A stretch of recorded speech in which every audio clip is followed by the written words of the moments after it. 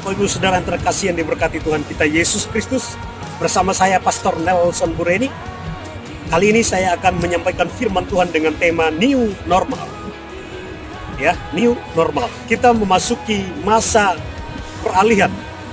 Ya, peralihan dari kondisi COVID-19 lalu ditetapkan sama pemerintah untuk kita akan memasuki sebuah kondisi yang diberi dengan istilah New Normal.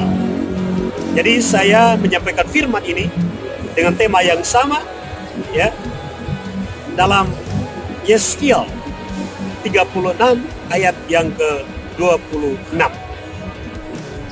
Kamu akan kuberikan hati yang baru dan roh yang baru di dalam batinmu, dan aku akan menjauhkan dari tubuhmu hati yang keras, dan kuberikan kepadamu hati yang taat. Saudaraku yang terkasih, firman ini berbicara tentang hati yang baru, roh yang baru. Hati yang keras digantikan dengan hati yang taat. Saudara, maksudnya apa firman ini?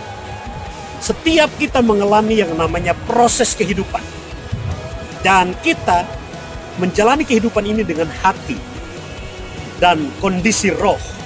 Oleh karena itu, saudaraku yang terkasih, dalam kondisi COVID-19 ini, hidup kita, hari-hari kita ditentukan dari dalam hati kita dan roh kita.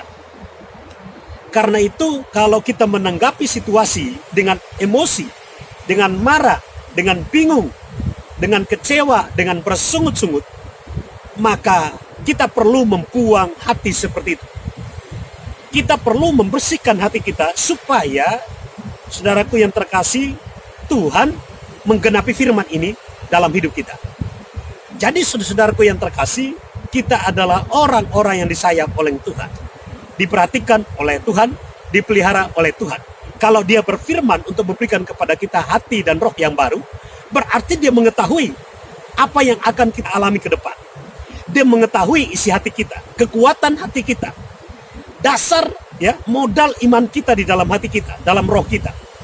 Kondisi iman kita seperti apa, kehausan kita seperti apa, ya, cinta kita kepada Tuhan seperti apa, diketahui oleh Tuhan. Jadi kalau kita sedang mengalami masalah dan hati kita tidak beres, maka Tuhan harus menggantikan hati kita, roh kita, dengan hati yang baru dan roh yang baru. Ya, caranya adalah dengan kuasanya Dia mengangkat setiap kekerasan hati kita. Ya, Dia mengangkat setiap kekerasan hati kita, menggantikannya dengan ketaatan, dengan hati yang taat. Itulah saudara dan saya. Kalau saudara dan saya adalah orang yang cinta Tuhan, pasti saudara ingin taat sama Tuhan. Betul tidak? Itu yang kita lakukan. Setiap orang yang mengalami depresi dan tidak lari ke Tuhan, maka dia akan mengalami sebuah keadaan yang terus-menerus membuat dia depresi. Kenapa? Karena hatinya tidak beres di hadapan Tuhan. Tapi kalau Anda depresi dan Anda datang kepada Tuhan, maka hati saudara diubah. Anda mengalami yang namanya hati yang baru, roh yang baru. Hadapilah kenyataan hidup ini dengan hati yang baru, yang isinya penuh dengan sukacita, damai sejahtera, kelimpahan, dan segala sesuatu yang Tuhan taruh dari sorga di dalam hatimu. Karena itulah isi hati kita harus penuh dengan firman.